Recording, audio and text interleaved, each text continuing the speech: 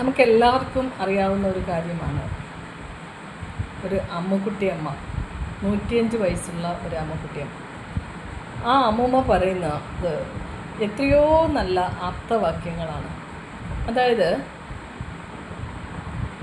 ഏറ്റവും ഈ ലോകത്ത് ആ അമ്മൂമ്മയുടെ പേരക്കുട്ടി ചോദിക്കുന്നു, അമ്മൂമ്മ ഈ ലോകത്ത് ഏറ്റവും നീചമായ കാര്യം എന്താണെന്ന്, മനുഷ്യൻ ചെയ്യുന്ന ഏറ്റവും നീചമായ കാര്യം എന്താണെന്ന്.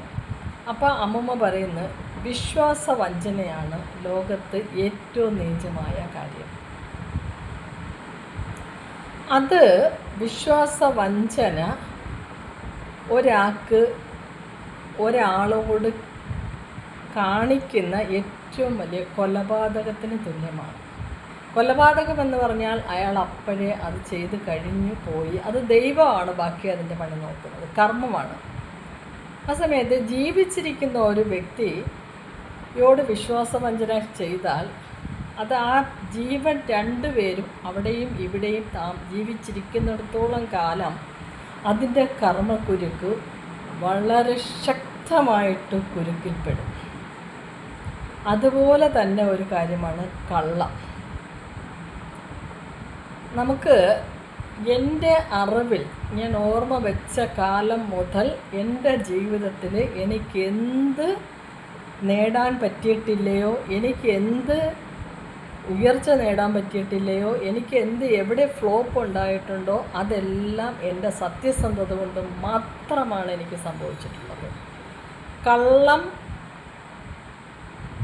പറയാൻ അറിയാത്ത ഒരു വ്യക്തി, അത് നമ്മൾ ആത്മീയതയിൽ ജീവിക്കുമ്പോൾ നമുക്ക് ഇതൊക്കെ തനിയെ നഷ്ടപ്പെടുന്നതാണ്. അതായത് ബുദ്ധനോട് ചോദിച്ചു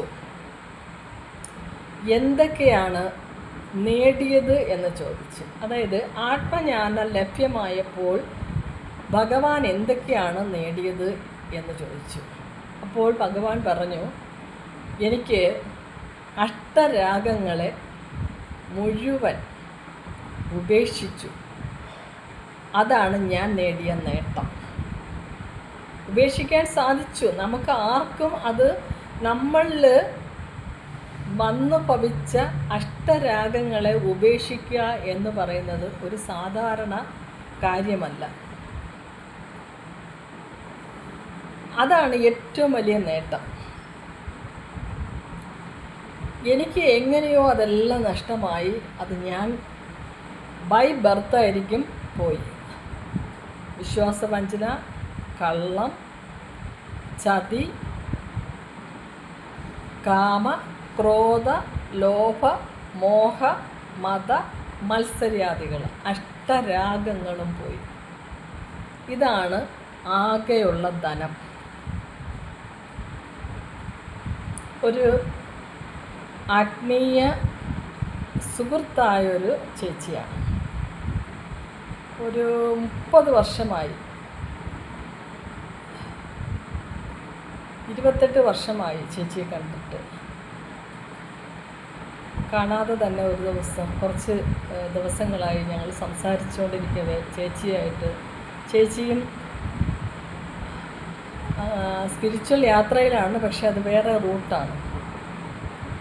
നമുക്ക് ഒരുപാട് റൂട്ടുണ്ട്. അതായത് മഹാസാഗരം നമ്മളെ കടലിൽ എത്തിച്ചേരാനായിട്ട് കൈവഴികളും തോടുകളും പുഴകളും ചെറുതോടുകളും ചെറുവയലുകളും, ഈ ജലം ചെറുവയലുകളിലും തോടുകളിലും അരുവികളിലും ജലാശയങ്ങളിലും കോടാനുകോടി അരുവികളും തോടുകളും പുഴകളും നദികളും എല്ലാം ഉണ്ട്. അതിൽ നിന്നെല്ലാം ഒഴുകിച്ചേരുന്നത് മഹാസാഗരത്തിലാണ്. അതുപോലെയാണ് ഈ ആത്മജ്ഞാനം നേടാൻ ഒരുപാട് വഴികളുണ്ട്. ഈ വഴികളെല്ലാം ശരിയായ വഴിയിലൂടെ ആരെത്തിച്ചേരുന്നോ അവർ ഭാഗ്യവാന്മാരാണ്. ഇപ്പം നമുക്ക് എവിടെ പോകണമെങ്കിലും നല്ല റൂട്ടുകളുമുണ്ട്, മോശം റൂട്ടുകളുമുണ്ട്. നല്ല വഴികളിലൂടെ യാത്ര ചെയ്ത് നല്ല രീതിയിൽ അവിടെ എത്തിച്ചേർന്നാൽ അവർ രക്ഷപ്പെട്ടു, ഭാഗ്യവാന്മാരാണ്. അതുപോലെ അപ്പം ആ ചേച്ചി പറയുകയുണ്ടായി, ഞാൻ പറഞ്ഞ ചേച്ചി, എനിക്ക് ആകാശത്തിലെ പറവകൾ വിതയ്ക്കുന്നില്ല, കൊയ്യുന്നില്ല, സംഭരിച്ച് വയ്ക്കുന്നില്ല, ഇതാണ് എൻ്റെ ധനം. അത് അക്ഷരം പ്രതി പാലിച്ചുകൊണ്ടിരിക്കുന്ന ഒരു വ്യക്തിയാണ് ഞാൻ. അപ്പം ചേച്ചി പറഞ്ഞ രാജിയാണ് ഏറ്റവും വലിയ ധനികയും കോടീശ്വരിയും, രാജി എന്തിനും ദുഃഖിക്കുന്നു. ഞാൻ ചോദിച്ചു, എങ്ങനെയാണ് ചേച്ചി? അറിവിൻ്റെ രാജകുമാരിയാണ്, അല്ലെങ്കിൽ രാജിയുടെ ജ്ഞാനമാണ് രാജി എന്തിനേക്കാളും രാജിയെ കോടിപതിയാക്കുന്നതെന്ന് പറഞ്ഞു. അപ്പം 28 വർഷം, അതായത് എൻ്റെ മോളെ ഞാൻ പ്രസവിച്ച സമയത്ത് കാണാൻ വന്ന ചേച്ചിയെ പിന്നെ ഞാൻ കണ്ടിട്ടില്ല. ആ ചേച്ചി ഫോണിൽ കൂടെ സംസാരിച്ച് മാത്രം എന്നെ അറിഞ്ഞതാണ്. അപ്പോൾ അവർക്ക് ആത്മജ്ഞാനത്തിലൂടെ ആയിരിക്കാം അവർക്ക് എന്നെ മനസ്സിലാക്കാൻ സാധിച്ചത്. ആത്മീയ അനുഭവത്തിലൂടെ ആത്മജ്ഞാനം നേടാൻ പറ്റും, അല്ലാതെ ഒരു വ്യക്തിയെ ദൂരത്തിരുന്നു കൊണ്ട് തന്നെ മനസ്സിലാക്കാൻ പറ്റും.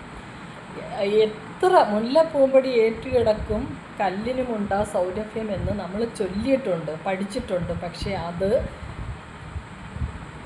ആരുടെ അനുഭവത്തിൽ വരുന്ന കാര്യമല്ലത്.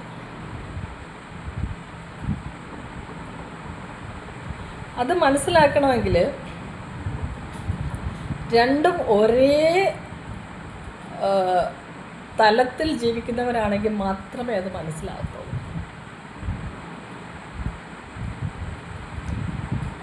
അല്ലാതെ ഒരിക്കലും അവർക്കത് ഒരു വ്യക്തി